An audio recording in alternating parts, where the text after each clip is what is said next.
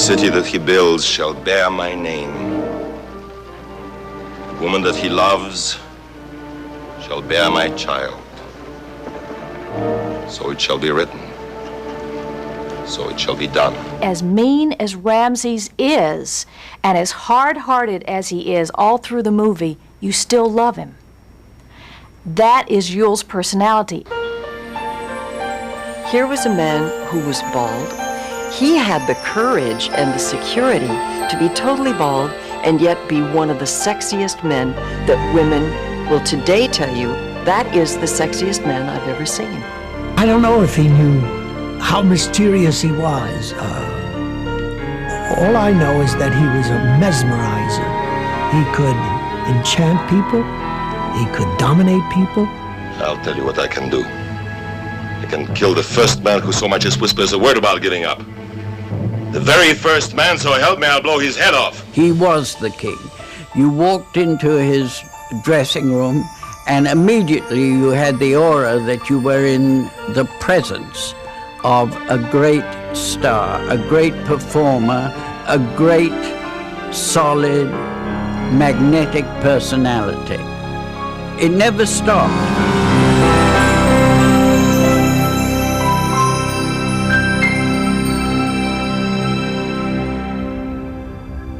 There was one story that he started as a gypsy, that he was born in Outer Mongolia, that he was born in Switzerland, that he was American, French, Swiss, and several other nationalities.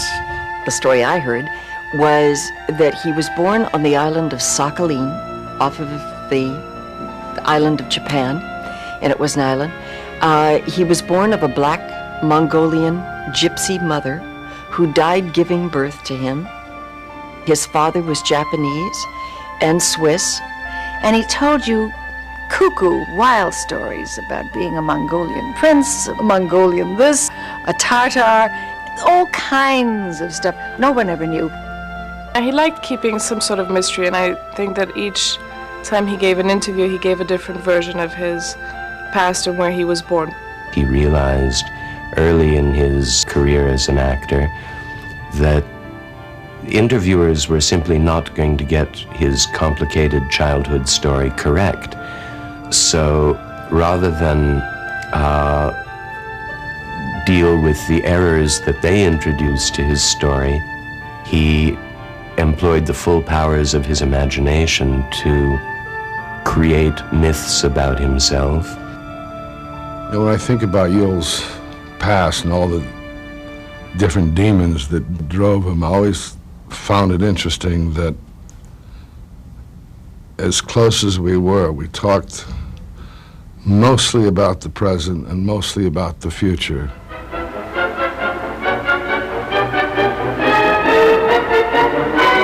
Yule grew up in a period of extraordinary turmoil and a place of immense violence. He grew up in Vladivostok and the nearby region in eastern Siberia at a time when the Russian Revolution was spreading to eastern Russia.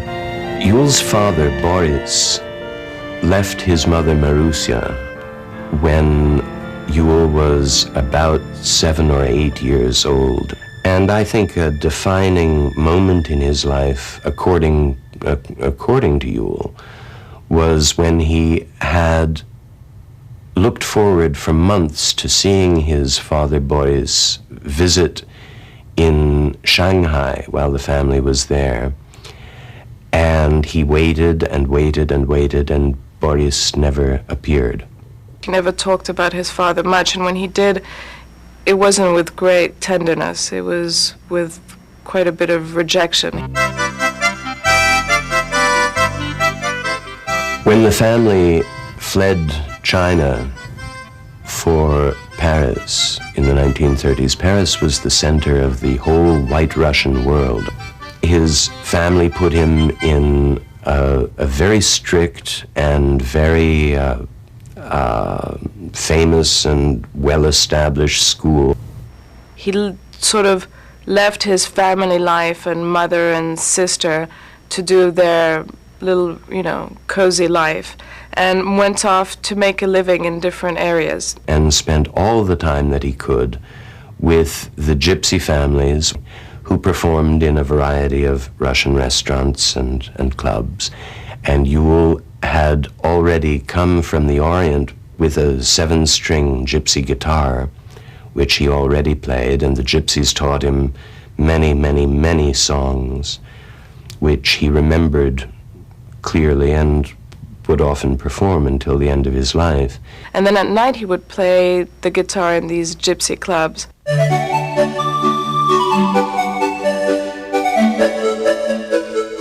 He started being an acrobat at the Cirque d'Hiver. When he was 17 or 18, he fell from the trapeze.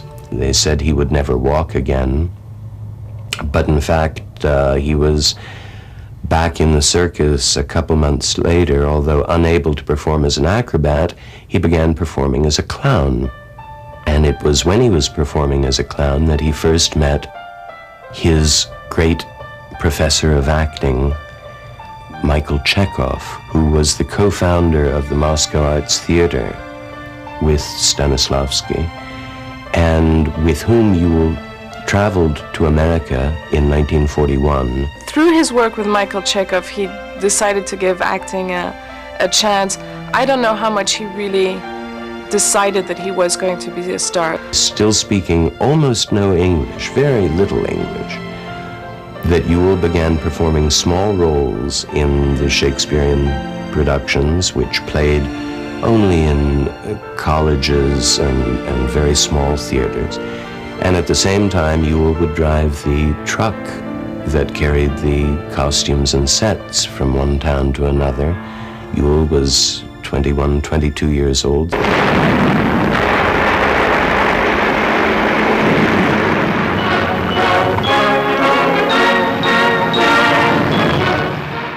Yule was, during the war, unable to serve in any armed forces because he had tubercular scars on his lungs, but performed service for the Office of War Information and broadcasting news in French, broadcast by the Voice of Freedom overseas. And at the same time, he was performing some of the same gypsy songs that he'd done in Paris at nightclubs around New York. Yule was married to a lady named Virginia Gilmore, a very well-known actress. And she was in a play with my wife, Ann Jackson.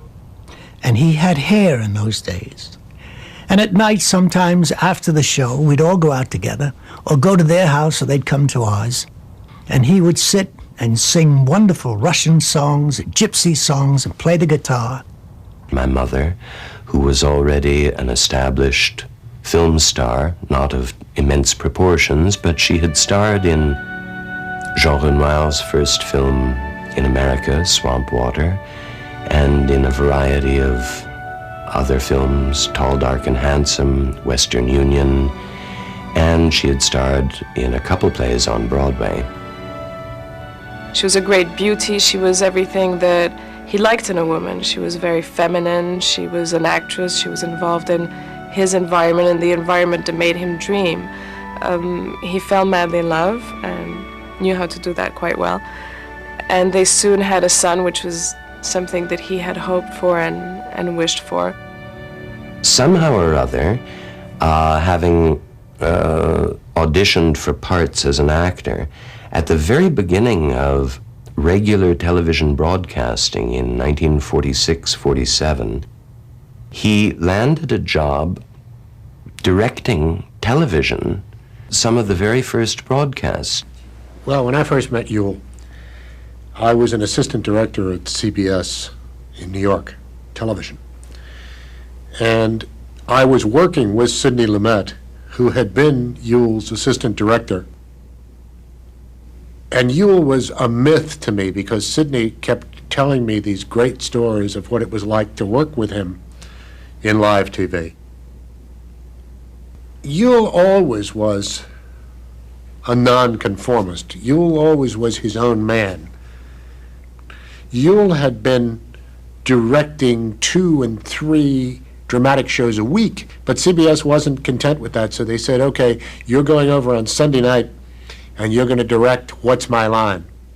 At 10 minutes of 10, Yule just arrived completely calm, and then he said to the script girl, I want you to tell me when it's 25 minutes past the hour.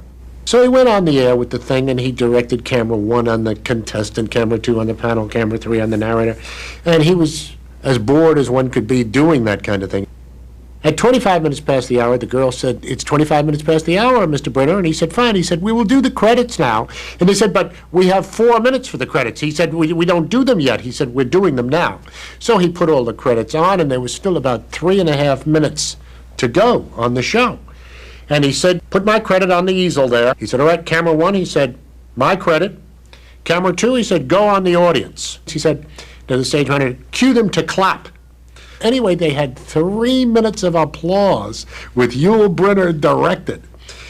And the producers were trying to rip the control room door down and the whole thing. I mean, it was just absolute chaos in the studio, at the end of which time he was never asked back to direct one of those shows again. And it was Yul's idea of saying, hey, don't screw with me. He was directing, and he was having a great time, and he was surrounded by fantastic people. And through his studies with Michael Chekhov, the doubt came whether he should act or should not act, and people were pushing him to act, and he was initially offered to play in Lute Song. And that was a great temptation for him, and he did it. Yule continued directing for CBS through Lute Song, which then went on the road, and when he came back to New York, he was directing again. The star for The King and I, per Rodgers and Hammerstein's desire, was Gertrude Lawrence, and she was this fantastic actress and this great woman, and they were looking for somebody to play opposite Gertrude Lawrence.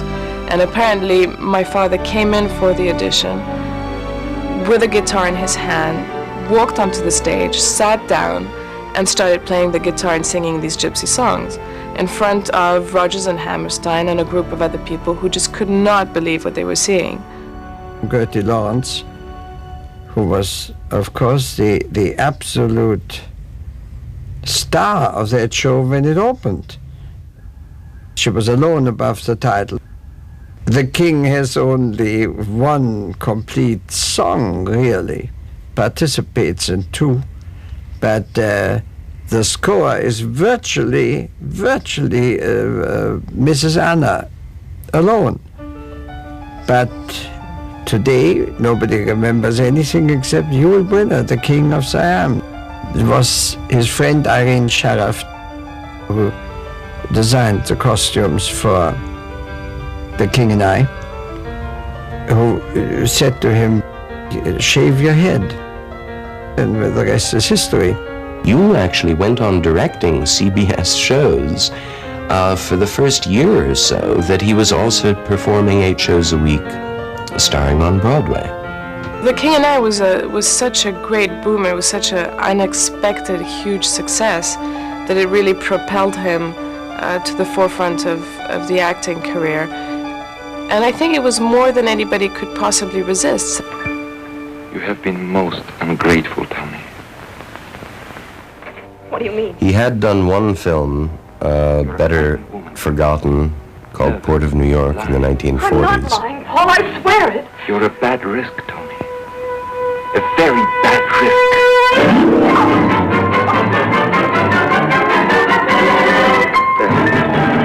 But the first film that he actually starred in was The Ten Commandments. The Ten Commandments had first been made by Cecil B. DeMille in 1923. In 1952, he and Henry Wilcoxon, the man whose autobiography I assisted in writing, decided that they would do a remake of the Ten Commandments for modern audiences, in color, VistaVision, the whole works. And they began a 4-year journey of pre-production. There was a big search on for the man to play Ramses. And they had a very, very particular special problem with the Ramses role, because DeMille wanted it as authentic as possible, and that meant that the leading men would have to shave their heads. The biggest people in contention were William Holden, Michael Wilding, and Michael Rennie. Everybody was sort of biting their lips about what would they look like if they shaved their head, and would the public accept them with shaved heads. In addition to the fact that it was so vital that the men wear eye makeup. All Egyptian men at that time had to wear eye makeup because it was a form of insect repellent, and blindness was a big problem in Egypt. He's agonizing. He looks at people over and over, and he couldn't make a decision on anyone. And he saw Yul Brynner in The King and I. And this man who had taken years to try to make up his mind between two actors, and this man who never made a snap judgment, was backstage after the first act telling Yul he was the only person to play Ramses. DeMille had said to Yul, "Would you like to be in a film that your children and grandchildren will watch with pride 50 years from now?" And indeed, that came true. It will not be the first time that fame has turned a prince against his pharaoh, or that envy has turned a brother against his brother. Envy is for the weak. I don't think there's any other person at that time, and I can't think of anybody now, that could have said those lines, worn those costumes, walked in those platform gold sandals, and had the authority and the bearing, had the streak of meanness that Ramses had, and yet as mean as Ramses is, and as hard-hearted as he is all through the movie, you still love him. That is Yul's personality. It comes through. You love this man no matter what he says and no matter what he does. You were saved from the Nile to be a curse upon me. Your shadow fell between me and my father, between me and my fame, between me and my queen. Not many people loved DeMille. People respected him, people feared him, and something very special happened between them. Yul loved his way of dressing, his way of behaving. DeMille was always impeccable, and I think he drew a lot from DeMille's personality.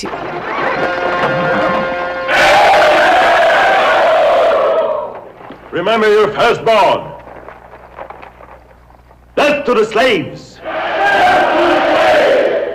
Death to their God.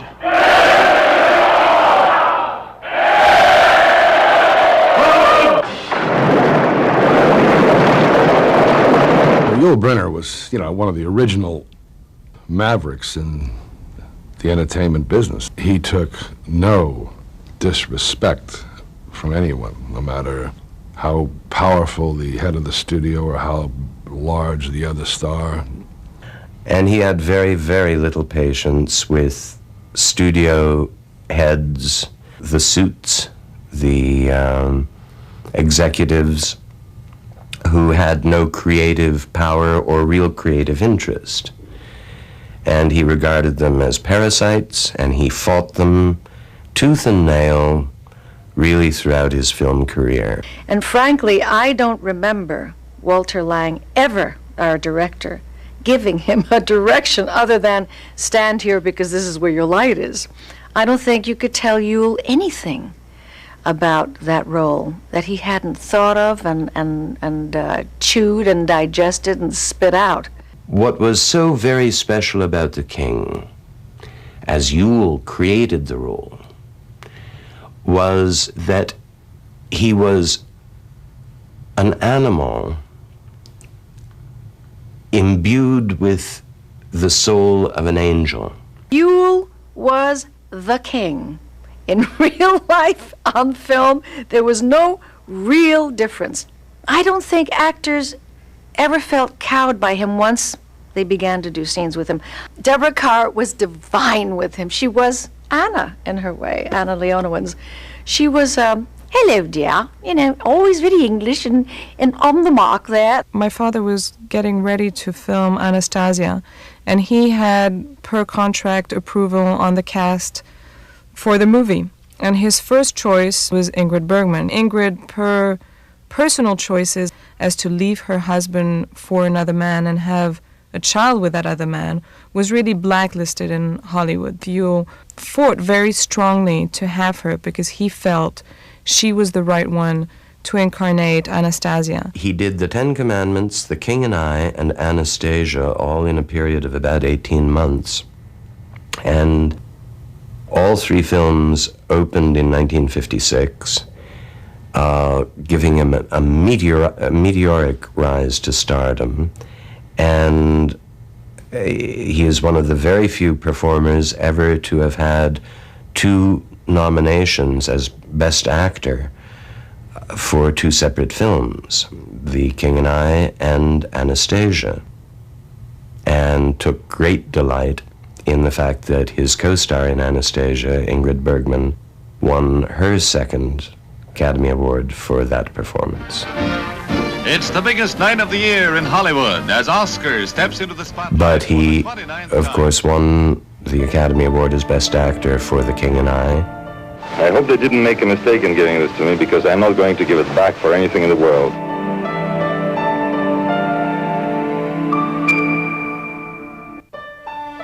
I think that throughout his career, my father was somewhat typecast following The King and I. People offered him roles that showed him as a strong man, as a macho man. You must remember that Yule was dealing in a medium, the movies, where he was unique physically, unique with a slight accent. His physical aspect was very limiting because he was very strong looking, but the fact that he was bald was in some ways a disadvantage. He was not, as he liked to joke, your average clean-cut American kid. And so producers and directors did not normally think of him for conventional roles. I came here today. My father was always proudest of his performance on screen in The Brothers Karamazov. I want to change my life. Settle up a certain debt and go away. Find a new life. Going away? With Grushenka? You'll never get her. She's coming to me tonight. I'm sure of it. Why is such a man alive? You heard him? Parasite.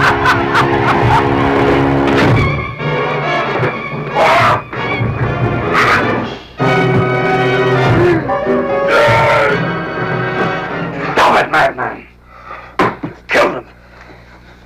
No. But next time I will. The most distinguishing characteristic of the man, a willpower that wasn't stopped by pain, by inconvenience, by adversity in the world.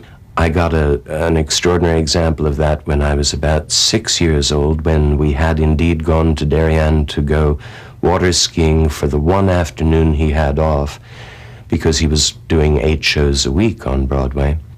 And his wardrobe man, Don Lawson, threw him the tow rope, and it hit my dad's head and put a big gash in his head. And that was going to ruin our day's water skiing. Instead, he opened the fishing tackle kit that he had, and he found one fish hook and a little fishing line, and he found some gaffer's tape.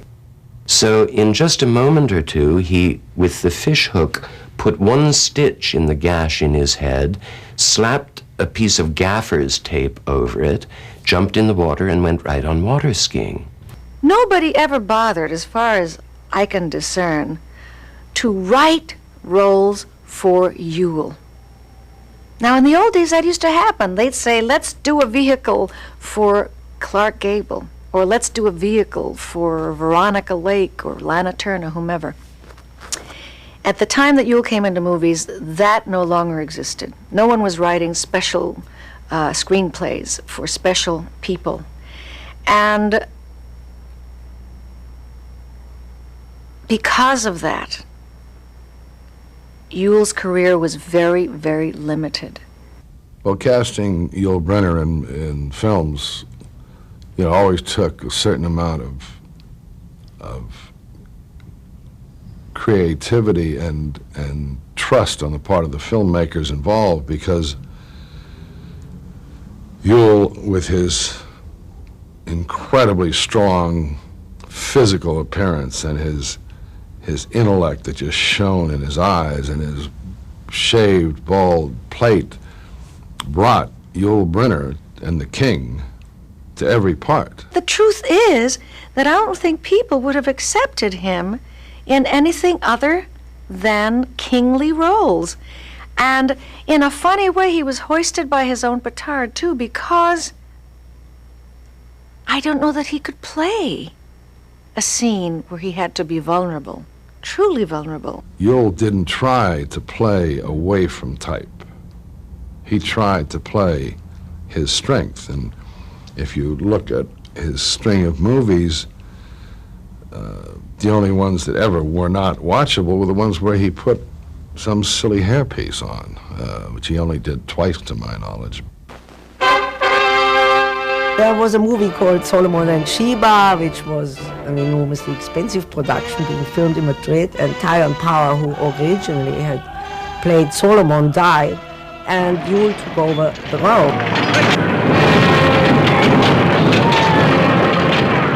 But Yule obviously was bald, had to have a hairpiece, so this hairpiece had to match Tyrone Power, and Yule made a lot of fun of that hairpiece. It was a very expensive production, and I can remember that a lot of Hollywood bigwigs from the studios came and supervised everything. I had just met Yule just before, and when Tyrone Power died and Yule was called in to replace him, he wasn't in very good shape because his marriage had collapsed and he was having a few drinks. My father met my mother, Doris, at a party in Versailles. And it was the 50s, and it was really the glamorous time. And my mother was very well connected in that life in Paris. She knew a lot of people. She was unbelievable beauty. And they fell madly in love that same evening. As their relationship evolved and as they got married, I think she brought to him a social life which he wasn't particularly keen on.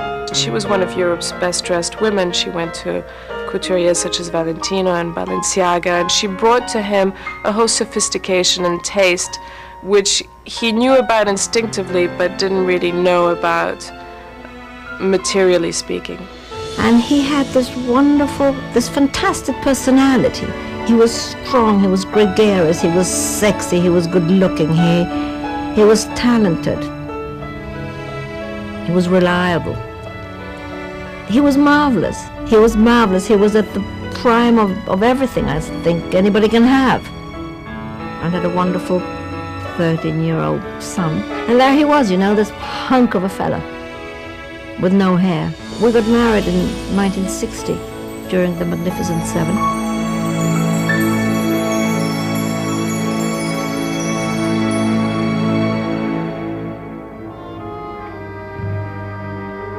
It was Yule who went to Kurosawa and bought the rights to the Seven Samurai and brought them to America and sold them to United Artists, and it became the Magnificent Seven. New in town? Yeah. Where you from? Dodge. You? Tombstone. See any action up there? Tombstone? Same. People all settled down like. Second story window. Curtain moved. I'm not in a good position. Let him stick his neck out. I got nominated real good. We always felt on the set that Steve McQueen was going to become a star, mainly because of his attitude. I mean, there was a kind of an arrogance. There are scenes when the Magnificent Seven are on their horses going through somewhere. He'd get a twig and ripple the water so your eye concentrated on him. And then he somehow created a feud with Yule, in which the papers picked up, and then Yule issued a terse statement saying, "I never feud with actors, I only feud with studios." I don't know how to define his ability to function in front of the camera. He felt comfortable with the camera. Also because he knew all the lenses, he knew all about photography, so that when he appeared in front of the camera, he knew exactly where to stand, how to move, and how to be. Buenas noches. Just a little gesture, huh? Show these people who the real boss is. Not many people know that Yule and Magnum, the famous photography enclave, used to use Yule a lot. He was a wonderful, wonderful photographer. I think Yule enjoyed to be part of both worlds. He certainly was for the underdog, and he enjoyed being an outsider and the gypsy side of his meanderings. But at the same time, he enjoyed all the things that came with the glory of being a big star, which was, going to parties, going to Deauville, play roulette and go in very fast cars. When you left America and came to live in Switzerland, saying that it was his country and his father was Swiss, which none of us believed, and he really wanted to be Swiss.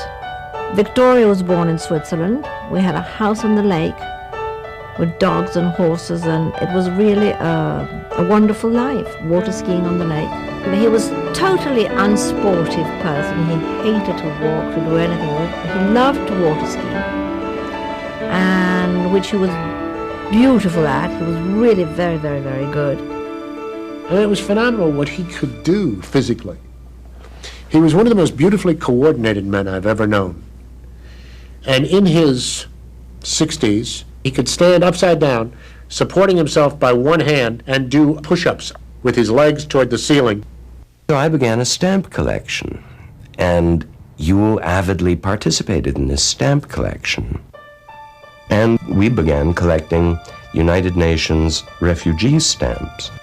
And one thing led to another, and the next thing we knew, he was a special consultant to the United Nations for the refugee problem, for the High Commissioner of Refugees, and was making 2 television documentaries on the worldwide refugee problem, from Hong Kong to the Middle East, with Edward R. Murrow, and at the same time doing an extraordinary book of photographs about the problems of refugee children, which he did with the incomparable Magnum photographer Inge Morath. We worked with CBS, but it was not easy to get entrance to the refugee camps. It certainly wasn't easy to get permits because sometimes Egyptian army was involved, sometimes Jordanian military were involved, and Yule was absolutely fearless. His gypsy background, which he was very proud of, gave him an incredible sense of belonging to wherever he was. I mean, when he was in America, he was an American, and when he was in France, where he lived for years, he was French. And when he was in China and Japan and the Far East, he was Asian. I was really very excited when I was first offered Taras Bulba, especially since Yul Brynner would be starring as Taras Bulba. We all set off to Argentina to start the film. Your name? Taras Bulba, Colonel of the Omansky Cossack. Now, add a motion picture to the wonders of the world. Harold Hecht's Taras Bulba.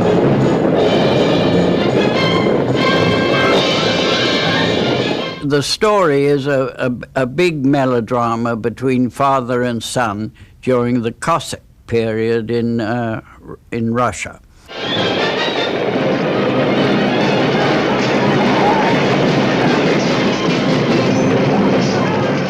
The gauchos were magnificent horsemen, and we had about 500 to 700 in one shot. And it was explained to them that if they fell off their horses, they would get a considerable amount of extra pay. But the people who were to fall were to be selected. Well, then the shot was taken. The obvious happened. Out of 500 or 600 gauchos, about 400 odd fell to the ground.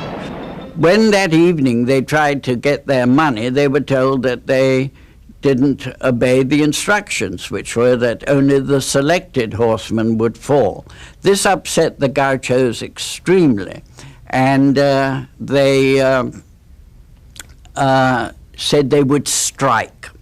They would not come back the next day. Now, the gauchos lived in the fields with their horses, and that night Yul Brynner ordered hundreds of steaks, had them sent out there, and he himself went out, and for 3 hours he gave a concert to the gauchos, playing and singing Russian songs, French songs, English songs. It was like an Argentinian Woodstock. Well, this so impressed the gauchos. They were so happy about this. They all came back the next day. The first cut that we dubbed, Yul was delighted with. He saw it in Paris, and we dubbed him in Paris, and he was really overwhelmed by it. The next time he saw it, I think he wanted to commit suicide. We sometimes take films that we shouldn't take. If there is one good scene in a film, you think that you can put all the other scenes which aren't so good right. Very rarely works. Two things were playing against him: the business of stereotyping or typecasting, particularly in films, and then the business of doing what comes easiest to you. In a way, you're taking the easy way out. But it is a trap. It's a terrible trap.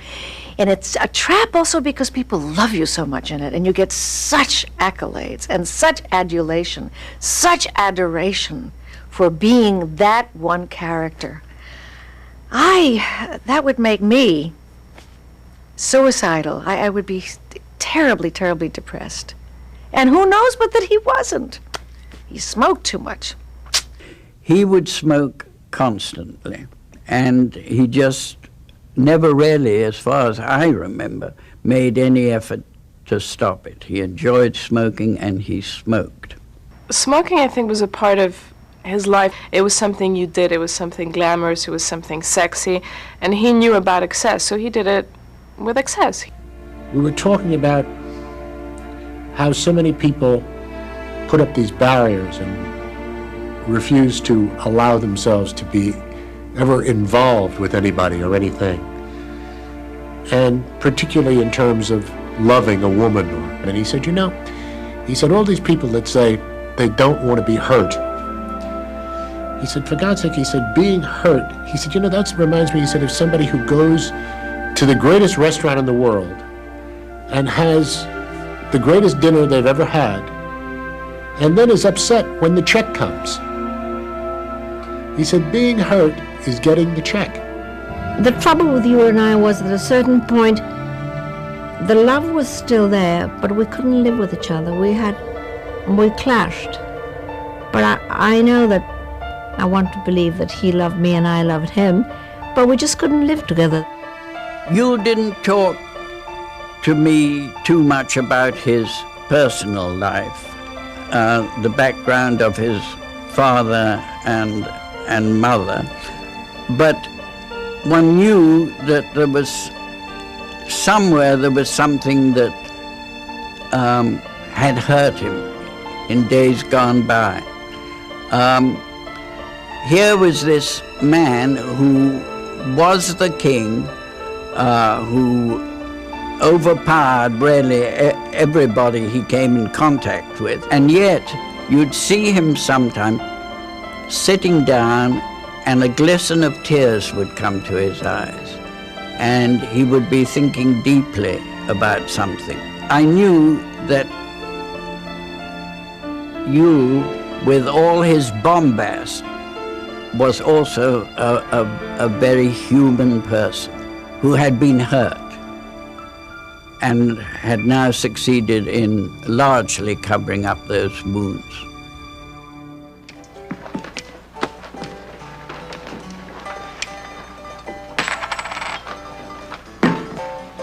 Stop it with your drink. You talk too much.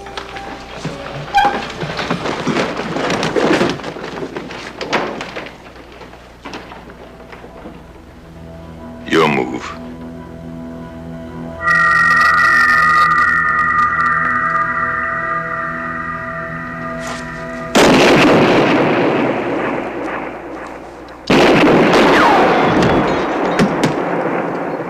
But what I find really quite amazing is his capacity of doing his role in Westworld really at the same level as he did his role in The Magnificent Seven. He didn't allow his self-image to go down. Even if all the signs, the exterior signs were pointing downwards and this was not a good phase in his career, he would not allow that to happen.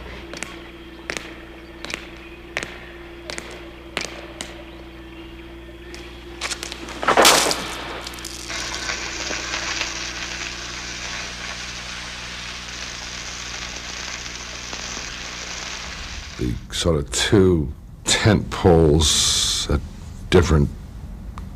dramatically different points in his career, you know, were The Magnificent Seven and Westworld. Both characters very similar. Both loners, both strong, tough men. One real, one a robot. But the heart in both of them came through in both movies. Even though in this one he's a robot. When they offered him the role of the King and I and to bring it back to Broadway, I think it was a godsend. He had been waiting for a part, he really wanted to do something, and suddenly there was this material that was completely his, that he had done for years. In the very first rehearsal, so thrilled and excited to play the king again, he let his voice out full blast and damaged his vocal cords. And on the opening night that we had in Indianapolis, I barely knew him, but I was his Mrs. Anna, and he had profound laryngitis. I have never, ever in my life heard anyone with laryngitis where he couldn't even whisper.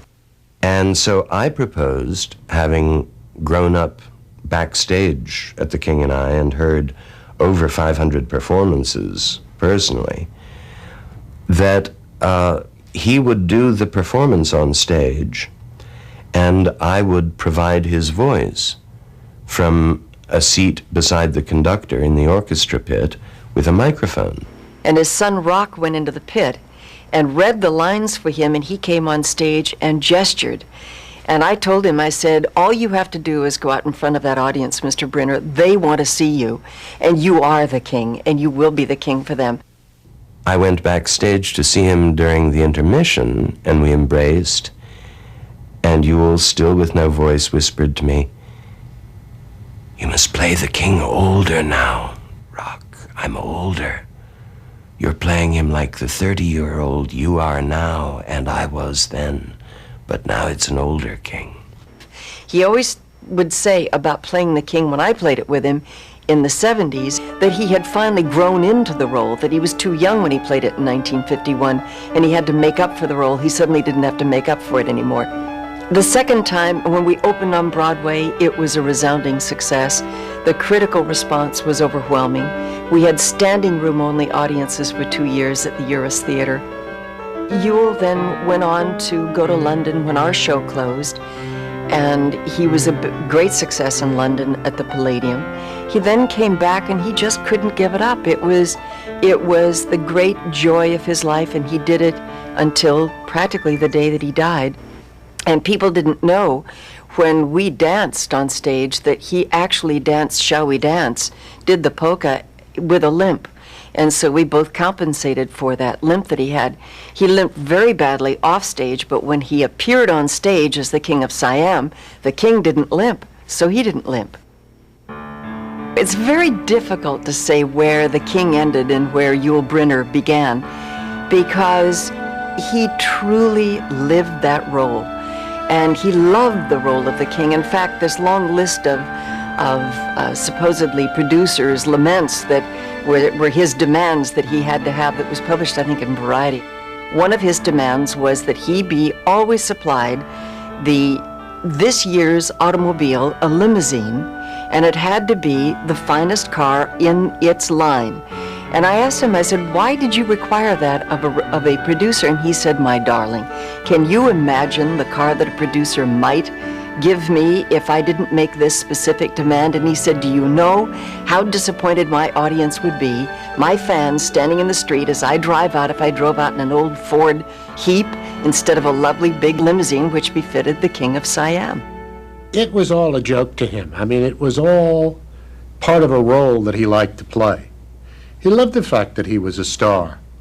He loved the fact that they sent the limousines for him, that he was making all this money, because he had come from a place that there was no money. You like to live well. But I honestly think that if it all went, he could have lived with that too. Well, Yul Brynner just owned that role, I think, more than any actor that I've known in modern times has ever owned a role. I mean, he worked on his curtain call for The King and I, which is one of the great famous curtain calls of all time. He worked hours and weeks perfecting just exactly what he was supposed to do with that. It's the way he explained it to me. He said, it's a very difficult curtain call. He said, after all, he said, the man is dead. He said, I have to bring him back to life for the audience to do the curtain call. And of course it was the probably most flagrant, just absolute, it was unbelievable, this curtain call. All the children would come out, they would bow. All the other people in the court would come out. The Lady Anna would come out and bow. Then they would all turn upstage and wait, and wait, and wait. And then the king would come out, and he would bow, and he would bow. And he'd take the children and bow. All the time building, building, building, until that moment when he suddenly threw his arms up, and the audience almost jumped out of their seat. It was very interesting to see him deal with the King and I almost as a corset. It was something that held him together. It helped him face whatever pains he had in his personal life and whatever pains he had physically. He definitely had the back problems, and those were excruciating and very difficult to deal with. He really considered himself this gypsy, and that he came from this mysterious, romantic, dark world of the wandering, nomadic gypsy. And somehow he believed it so strongly that you wanted to believe it too.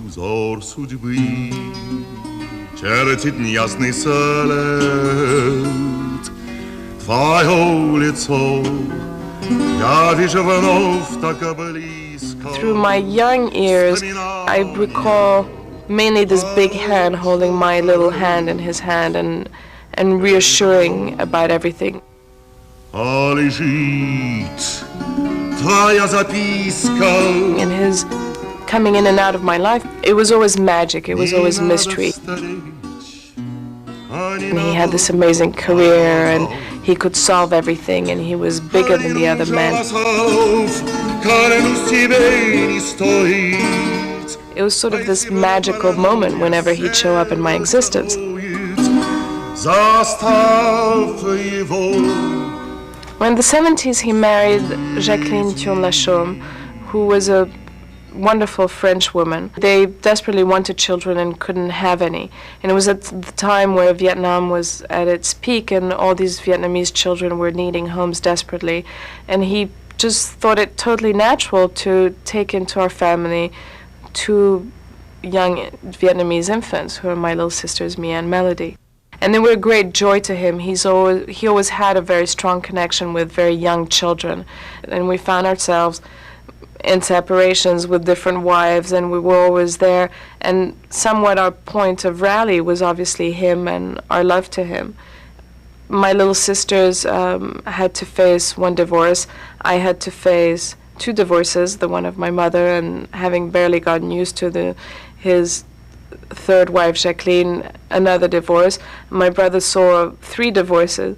So we all sort of went through it and rallied to his side and made our time with him special. He loved his children. I know that he was devoted, especially the 2 wives I knew well, the 2 last ones, marvelous French lady, Jacqueline de la Chaume, and then Cathy Brynner, who worked with him as a principal dancer in The King and I during the last long tour. He had all the passions and appetites and enormous elegance of a very secure male. Very few people that I've ever met were as male and secure in their masculinity as Brynner. I remember we were talking about relationships and about missing people and so forth, and he said to me, well, he said, just remember this. He said, you're born alone, you live alone, you die alone, and anything in between is a favor. I recall very clearly the night that he called me. And he said, I don't have very good news. And I said, well, what is it? And he said, I have lung cancer. And I said, well, what is the status? And he said, they've given me 3 months to live. So from then on, it was a battle to defy this disease. And he kept on doing The King and I. The King and I gave him the structure, something to go to every day, something to fight for. It gave him 2.5 years, which were 2.5 years that we really hadn't hoped for. Well, everybody was after him for the news story. I mean, there was this man, this very well-known man who had cancer, who had announced it pretty officially, and who was still working. So he went on 60 Minutes, and it's something, he had always thought about this idea of doing a commercial. I really wanted to make a commercial when I discovered that I was that sick and my time was so limited. I wanted to make that commercial that says simply, now that I'm gone, I tell you, don't smoke. Whatever you do, just don't smoke. If I could take back that smoking, we wouldn't be talking about any cancer. I'm convinced of that. He played until the 30th of June, when he gave his final performance at the Broadway Theater. He made an appearance afterwards at a late-night party and waved to the crowd. He then went to visit a dying friend in Los Angeles. All of this was agony, and it took great bravery, and was dead less than 2.5 or 3 months later. I have never heard anyone, since he came on the scene in the early 50s, say, he's a young Yul Brynner, he's the new Yul Brynner, he's the next Yul Brynner. There's only one. I have never heard anyone compare another actor with him or compare what he could do with what anyone else could do. People who will live forever, from century to century. There's Charles Chaplin. I can't at the moment think of how many there are, but one of those is certainly Yul Brynner. Yul Brynner will be remembered through the years. He was an original. I guess there was more to his relationship to the part of the king than originally met the eye. But whoever cast him not only changed the fate of that altogether wonderful show, but it changed his life. I don't think anything but the theater could have offered him a kingdom, and they did, and he took it.